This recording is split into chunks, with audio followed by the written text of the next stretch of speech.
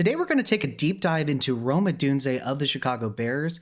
The rookie wide receiver was put into a bit of an interesting situation in Chicago. You already have Keenan Allen and DJ Moore there, as well as Cole Kmet. You have a rookie quarterback in Caleb Williams, an abysmal offensive line, an even worse scheme. Thank you, Shane Waldron. And so all of these factors put together have made the Bears offense a complete mess. But specifically with Rome Odunze, how good has he been?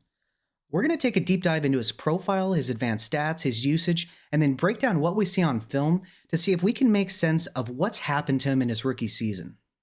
Rome Odunze is 6'3", 212 pounds, and so when we think about somebody that size, that's the prototypical X wide receiver build, but depending on their athleticism, they could potentially be a flanker or a slot. Probably more likely to be a slot than a flanker just due to the size. And when we look at his athleticism, it's remarkable. To begin with, he ran a 4.45 40-yard dash, which is 81st percentile in and of itself. But this man is 6'3", 212 pounds doing that. That is incredible. Which gives him a 111.1 speed score, which is 94th percentile. That's height and weight adjusted speed. This guy is a freak athlete. Then when we look at his burst score, that's his vertical and broad jump, his 128.3 score is in the 83rd percentile. Awesome, but it gets even better. His 10.91 agility score is 86th percentile. An 86th percentile agility score for all wide receivers, and this guy is 6'3", 212 pounds. Well, then it gets to the catch radius. His 10.39 is 97th percentile. And so what we have here is somebody that has elite size, elite weight, elite draft capital, given that he was selected 9th overall, and he's an elite athlete. What a profile.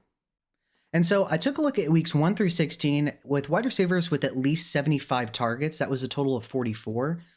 Odunze ran 555 routes, which was 91.9% of the team routes. The percentage of team routes run isn't ideal.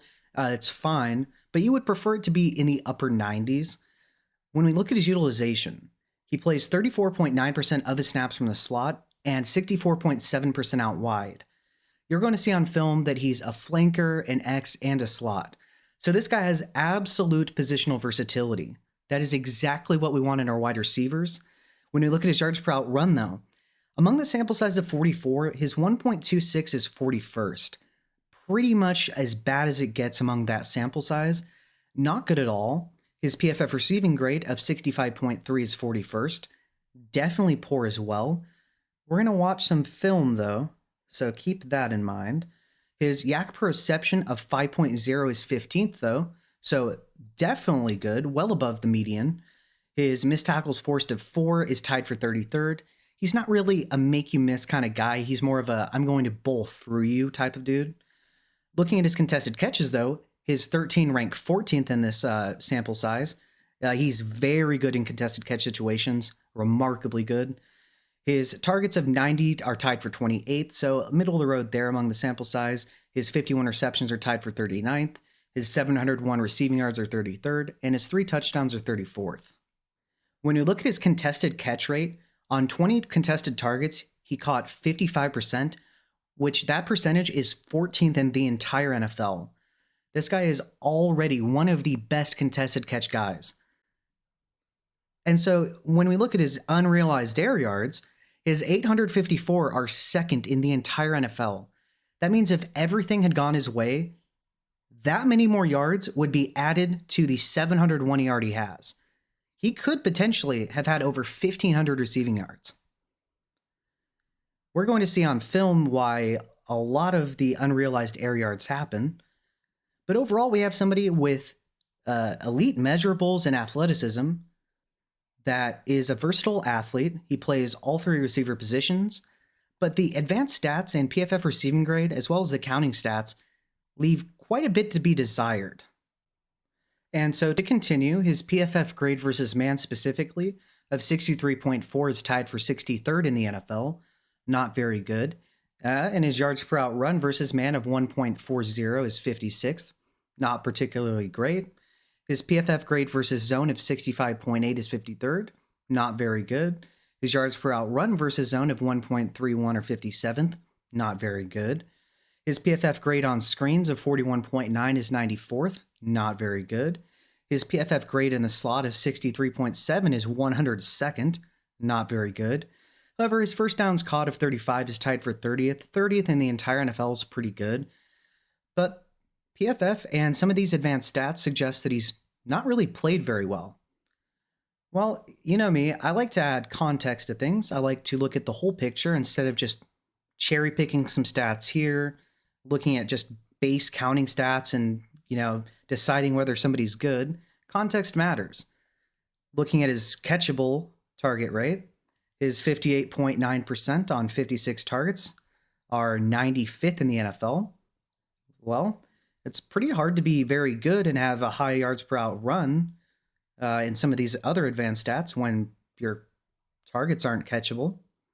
Looking at his target accuracy grade of 5.5, that's 98th in the NFL.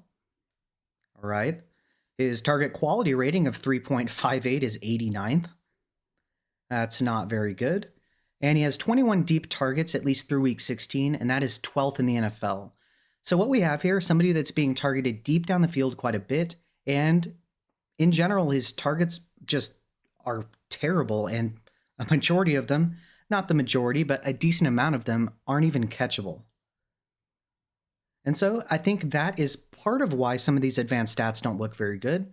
But what do we see on film? Let's take a look. Taking a look at the first play from week 1, we have Odunze right here. He's running a stick. You're going to get DJ Moore to the left of him running a dig. The Titans are going to be in a cover 4, and so you're going to have 4 deep quarter defenders. You're going to have a center fielder right here, and then you're going to have 2 flat defenders on each side. On this play, it's not intended for Odunze. Caleb Williams is going to look to hit this dig route. Now, Caleb is going to throw it way too far ahead of DJ Moore, and so the Titans defender, the free safety here, it's going to bounce off of him high up in the air, and Odunze is going to high point this, and it's an example of his elite ball tracking ability, vertical leap, and just, like I said, high pointing ability. It's really impressive.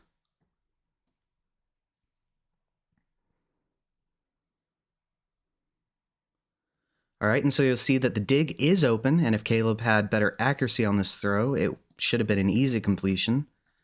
However, it is going to bounce way up in the air off of the Titans defender, and pay attention to Rome right here. Look at that. Now, he is going to fumble because as he was stumbling, he got absolutely crushed. So yeah, you would wish he held onto the ball right there, but look at his elite ability to high point the football. You are going to see this on tape time after time after time.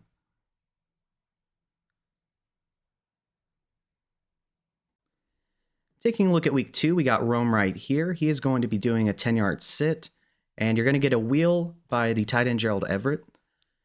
The Texans are going to be in quarters coverage or cover 4, and so you're going to have 4 deep quarter defenders, a middle field defender, and then 2 guys down here on the flats.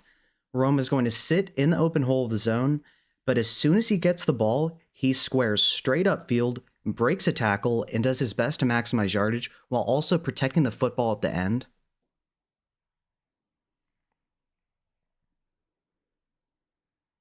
And so right here, Rome's open. Caleb's already thrown the pass. It gets to him, and look how he squares up immediately. Breaks a tackle, puts both hands on the ball, no fumbles this time, and gain of 27 right here. He isn't the make-you-miss kind of receiver, but he is underrated in his run-after-catch ability. He is a big dude. He is really hard to tackle. Taking a look at week 3, we have Rome right here. He is going to go in motion, and he's going to be running while the ball is hiked, and he is going to run a deep wheel. You are going to get a deep curl as well by DJ Moore, and this is going to be to grab the defensive attention here while Rome slips behind them. Now, they are running a cover 3, but it's going to turn into a match, and so this player is going to be matched up on DJ Moore, and this safety is going to be matched up in man coverage against Odunze. with a deep midfield safety here. Like I said on this play, pay attention to the elite ball tracking ability. I can't even put it into words. I'll show you. And so he has a step on the defender. Caleb throws it up. He is looking behind him while running full speed and catches the ball without really being able to see where it is per se, and comes down with it. Look at that. That is just ridiculous. And his elite ball tracking ability and his ability to come down with the ball in contested catch situations are a huge reason why he was selected in the top 10. First down. Taking a look at Rome's first negative play on film, he is running a bang 8. The Colts are going to be in quarters coverage or cover 4. And so you're going to have your underneath coverage, and there's going to be a soft spot in the zone here, although it is a tight window. And on this play, Rome just stops running his route, which almost leads to an interception. Now, this is a consistent theme with all of the Bears wide receivers. They don't give their all every play. And this just look at this. So disappointing.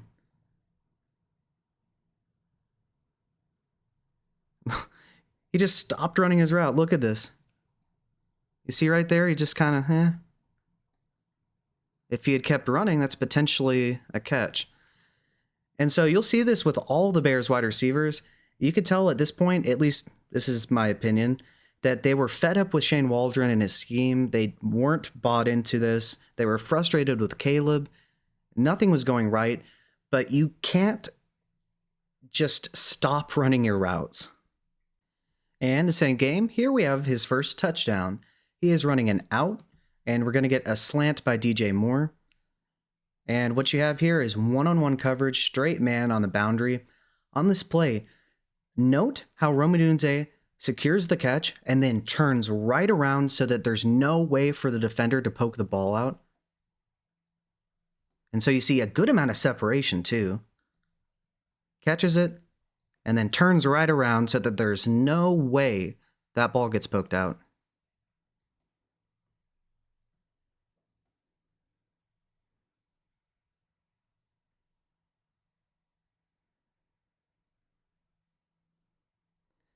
Beautiful ball from Caleb. Good concentration and good awareness by Rome to make sure he got both feet down, as well as to shield the ball away from the defender so there's no way that's an incompletion. Looking at week 4, we have Rome right here. This is a beautiful out and up. It's going to be run against cover 4 or quarters coverage, and so you're going to have 4 deep quarter defenders with underneath coverage. It's really going to be a one-on-one with this cornerback here. On this play, Rome gives a nasty fake.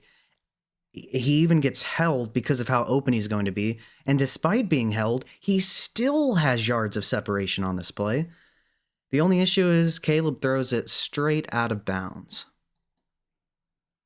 And it's plays like this that make you, if you don't actually watch the games, think, well, he hasn't done anything all year. What is he supposed to do? He runs a beautiful route, gets held, still has yards of separation, and the ball is just out of bounds. Oh, it's so frustrating. But there you have it. And you see this on film, game after game after game. And here we have week 8. Rome is in the slot. He is running a slice route. It is going to be open. The Commanders are going to be in cover 4 or quarters coverage. As you'll notice, a theme around defenses playing against the Bears as they run quite a bit of cover 4. And so you're going to have your 2 flats on each side, as well as your middle field defender here. He is going to find a soft spot in the zone, but once again, the pass is a couple yards behind him. What do you want him to do? He is wide open, and look where this pass is. Oh my goodness, man. It's so disappointing. This guy could have had such a tremendous rookie season from a counting stats perspective. He's still having a tremendous rookie season when you actually watch the film. But there was so much meat left on the bone with a lot of these plays. Another thing that Rome Odunze definitely doesn't get enough credit for, well, two things really. The first thing is his route running. It's really good regardless as to how big he is, but considering he is 6'3", over 210 pounds, it makes his route running way more impressive, but he's also clutch. You are going to see a couple times on film here in clutch situations where Caleb looks to Rome and Rome comes through every single time. It's a little over 3 minutes left in the game at this point. It's 3rd and 10. It is a must-have situation. Rome is running a whip route where he fakes an out and returns inwards. You're going to have a drag by Gerald Everett, and then Keenan Allen, when in motion, he is going to attempt to run a slot fade. However, he's going to get held. Of course, the refs don't call it. The Commanders are going to be in cover one man, so you're going to have a robber safety here and a deep middle field safety here. On this play, note the impressive agility, separation, and then a decent amount of yards after catch, considering the situation, but overall just really impressive. Look at that separation. Gets upfield immediately and converts it. And mind you, this guy is 6'3", over 210 pounds. People that size aren't supposed to have this sort of agility. This is really impressive stuff. If you like what you're hearing and seeing so far, feel free to like and subscribe. It's a free and easy way to support the channel, and I'd really appreciate it. I love doing these player breakdowns where we take a look at their usage, profile, advanced stats, and then break down what we see from these guys on film to get a complete picture about these guys. So if you want to see more content like this, just like and subscribe. Thanks. And here against the Cardinals, Rome's right here. He is running an out. You are going to get a slice route by DJ Moore, and then you're going to get a vertical route up the seam by Cole Kmet. DeAndre Swift's going to go in motion and run a flat route down there. The Cardinals are going to be in cover 3, and so you're going to have some deep third defenders, and then you're underneath coverage. Rome is first of all going to be wide open. Now, Caleb isn't able to hit him because, of course, the offensive line immediately gives up pressure because, when do they not? So Caleb is going to be able to avoid the pressure, and he's going to roll out to the right side of the field. And on this play, make note of Rome Odunze in scramble drill. He is always trying to make sure that he is available for Caleb Williams when he's in trouble. And so we see that, of course, everybody blocks this side, but of course they're just going to allow a free rusher because, why not? Let's make everybody's life difficult here. Then you will notice that Rome is wide open, but Caleb at this point has to evade the free rusher because they just decided, hey, let's not block him. And so Caleb is going to roll out to the right, and Rome sees that. Now, he instinctively turns upfield because if there was nobody back here, that's a free touchdown. However, he is going to see Max Melton right there, and so he's going to stop, check where Caleb is, scoot to the middle of the field just a little bit more, and Caleb is going to hit him. And that is one amazing trait about Rome Odunze, is he is always looking to make himself open in scramble drill. That is a common trait of good wide receivers. You never want to just stand still, but you'd be surprised. It happens quite a bit, especially on the Bears. Good stuff. And here we have a negative play. So Rome is right here. He is running a corner. You are going to get a dig by DJ Moore and a quick flat route here by Keenan Allen. The Cardinals are going to be in cover 2. And so you're going to have your flat zones here, your middle of the field zones here, and then your 2 deep middle field safeties. And so it's a good play call, and Rome is going to be wide open. Caleb hits him, however, Rome is going to drop it. And that's another thing that we see with a lot of the Bears wide receivers is they really have not helped Caleb out. And so you'll see that Rome has a ton of separation here. Caleb throws it. It is away from his frame, but that's one thing about Rome is that he is somebody that catches these away from his frame. And so it bounces right off his hands and it's an incompletion.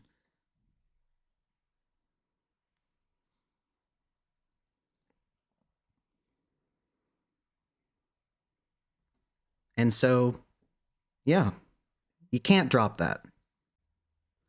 All right, so you know how I said that Rome Odunze is absolutely clutch, as is Caleb? Well, on a 3rd and 19, the Bears have fought their way back in the game here. There's 2 minutes left on the clock, 3rd and 19 on their own 21. Watch this play by Rome Odunze. It's another example of when Caleb is in scramble drill, he makes himself available. This is also a fantastic display of Caleb Williams' ability to navigate the pocket and his sack avoidance. While he does have a high pressure to sack ratio, some of these sacks that he avoids are ridiculous. So what we're going to have here is Rome right here in the slot. He is going to run a little bit short of the marker and sit. The Packers are going to be in a cover 3, so you're going to have 3 deep third defenders. But because it's 3rd and 19, the middle field defenders here are going to sink back a little bit. But he is going to find a soft spot in the zone, and he's going to make himself available, and he is just so clutch. And so you'll see that right here, he is going to find an opening. But when we look at Caleb, look at this sack that he avoids. Look at this. How does he do that? All right, and so getting back to Rome, he sees that Caleb Williams is scrambling to the right side of the field, and so he's going to make sure that he keeps his distance between all of the surrounding defenders here. Caleb throws an absolute missile at him. He comes down with it, gets hit, does not drop the ball. Absolutely clutch. Now, the only issue was this was a gain of 16 and they needed 19. And like I said, he didn't end up converting it. Well, it's okay because now it's 4th and 3, and guess what? Rome is going to come in clutch once again. He is lined up in one-on-one coverage down here with this cornerback. He is going to run a fade. Caleb is going to hit him with a back shoulder throw. He's going against straight cover 1 man. And so you're going to have one deep middle field safety. And so this fade route is a really good call because it's obviously the furthest away you can get from the middle field safety. And so, like I said, it's going to be a back shoulder. Rome does a great job at adjusting to the ball. He beats the physical press coverage, throws his hands up so Caleb knows he's open. Then he tracks where the ball is. It's a little bit behind, but once again, this is a back shoulder, so that's on purpose. Rome is falling down and comes down with the clutch grab on 4th and 3. Let's take a look from the top. Look how he gets off the physical press coverage too. Easy. I hadn't really mentioned his ability to get off of press coverage, but he is really good at it. And I've already mentioned his ball tracking ability, his contested catch ability, and that he's clutch. And we saw a display of each one of those things all in one play. And if those plays weren't enough clutch for you, well, here we go against the Vikings. There's 1 minute and 32 seconds left in the 4th quarter. It's a 4th and 3. And so obviously this is a must have it. We have Rome in a stack right here. He is going to be running a dig. You're going to get a crosser by DJ Moore and a drag by Keenan Allen. The Vikings are in a little bit of an interesting defense. So this side, this corner is going to match against Rome. This corner is going to match against DJ Moore. But it's going to be a cover 3, and it's going to be a cloud. You're going to have Harrison Smith on this side, a middle field safety here, and then this cornerback acting in man coverage would realistically be the deep third defender, but obviously in match, he's just going to follow Rome. On this play, this is a fantastic example of his elite contested catch ability. This play is crazy. And once again, it is in a clutch must-have situation. And so look at the release off the line too. Whew. Then a solid cut. And now look at this catch. There are 2 people right there. Yeah.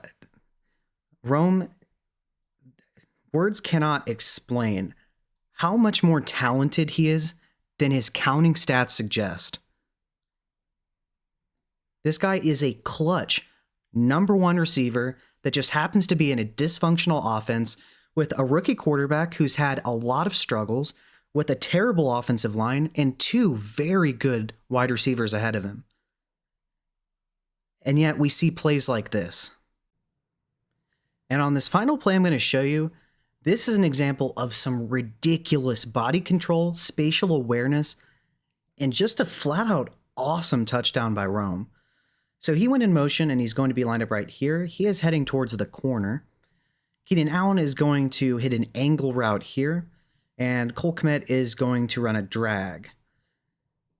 Now, since it's so condensed, it's a little bit tricky, but I'm pretty sure the 49ers are going to be in a cover 2, where you're going to have 2 deep middle field safeties, even though they're not really deep because of how much or how little field there is. And then you're going to have some flat routes, and then you're going to have your center fielders here. So theoretically, the holes in the zone are in this corner, in the middle of the field, and in this corner. And so that's why this route by Rome Odunze is going to be the best option for Caleb, on paper at least. He, on this play, could have either thrown it to Rome or Keenan Allen. Both were open. And so it's a good throw, but look at the body control. It's ridiculous. And so he's open. Caleb's already thrown it. Look at him get both feet in.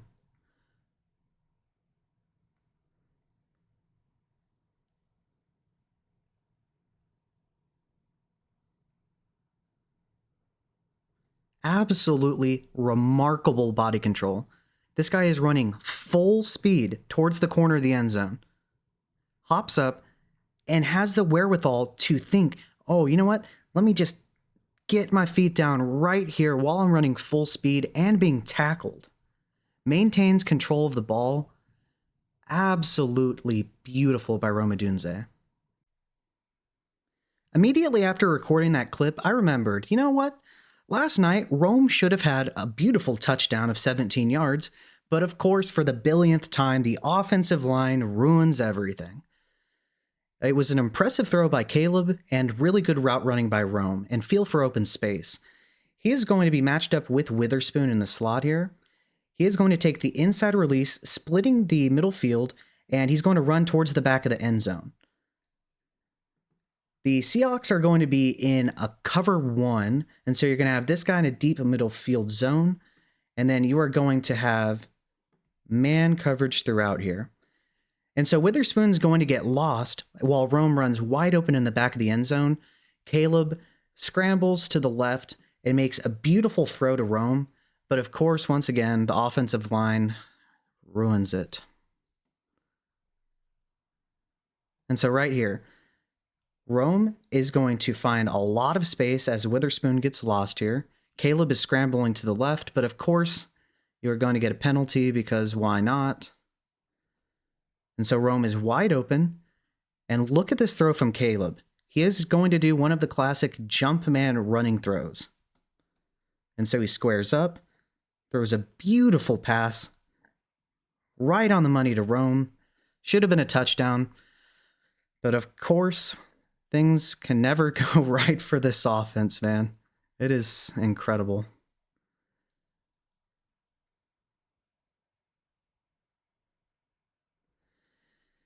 And so I expect this connection to grow for a long time. I think both players are going to be successful, being Rome and Caleb. You can already tell their chemistry is building. Whenever it's clutch time, he looks for Rome. Usually Rome delivers, as does Caleb. They always get off to a slow start, though, so it necessitates them being extremely pass-happy. I'm hoping with a change of scenery, specifically in management, as well as coaching, as well as drafting and signing offensive linemen, that this offense has a chance to look really good next year. There's so many self-inflicted injuries here. You have drops by the wide receivers. Sometimes they just stop running their routes. A lot of times we have receivers all in the same area of the field. We have Caleb sometimes not having any time to throw at all. Sometimes just not throwing the ball away when he needs to and taking needless sacks. But when we do see these good plays where everything goes right, usually the offensive line commits a penalty so that we don't get to see this in the highlights. Very disappointing, but the bright spots are absolutely bright, and I think in the future we are going to see quite a bit of success between the two players here, being Rome and Caleb. And so when we think about Rome Odunze, he's 6'3", 212 pounds. That is the prototypical ex-wide receiver build. But because he is such an elite athlete across the board, That gives him some positional versatility. He's an above average route runner. He's good against press. He's a generally intelligent player. And when we look at his usage, he's used all over the field. He plays 34.9% of his snaps from the slot and 64.7% out wide. And now, while his yards per out run numbers and some of these PFF grades don't look very good, we saw that on film, he is absolutely fantastic in contested catch situations. We saw that he had a lot of separation on that whip route, that out and up. And so we see that he's used all over the field, but a little bit more deep than in the intermediate and short area of the field. When we look at his contested catches, his 13 through week 16 were 14th in the NFL. But it's really hard to have good advanced stats in terms of yards per out run, especially when your catchable target rate is 58.9%. That's 95th. His 5.5 target accuracy grade was 98th. His 3.58 target quality rating was 89th, while also being targeted deep down the field. Through week 16, his 21 deep targets were 12th in the NFL. And so when we think about all these factors together, they hired Shane Waldron for some reason to be their offensive coordinator. He uses the McVay scheme, but he has no idea how to use it. He doesn't make any adjustments. The offense has had multiple coaches now in terms of head coaches and offensive coordinators. We see the offensive line is absolutely atrocious. Rome also is working with a rookie quarterback in Caleb Williams, who's had a ton of struggles. But then he's also been behind DJ Moore and Keenan Allen, as well as he has to contend with Cole Kmet, who's a good tight end in his own right. And so what we have here is a beautiful combination of factors that have made it really hard for him to perform this season, but he still has over 700 yards as the number 3 in an offense led by a rookie quarterback with multiple coaching changes in a terrible offensive line. Considering all those factors and what we saw from him on film, remember, he made clutch catch after clutch catch in contested catch situations. He was wide open on some of those double moves.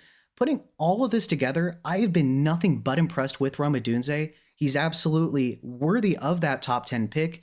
And I think in the future, especially if they were to get, say, Ben Johnson, but even more so Liam Cohen, I think we could see magnificent things from this Bears offense. And I think a lot of the future growth for Caleb and Rome is going to be a little bit contingent on the new coaching hires. But what do you think? Are you as impressed with Rome as I am? Is there something that I maybe didn't mention that we should be concerned about?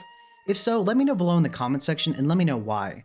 And once again, if you like what you've seen and heard, feel free to like and subscribe. I love doing these player breakdowns where we take a look at their profile, usage, advanced stats, and then break down what we see from these guys on film. So if you want to see more content, just like and subscribe. Thanks.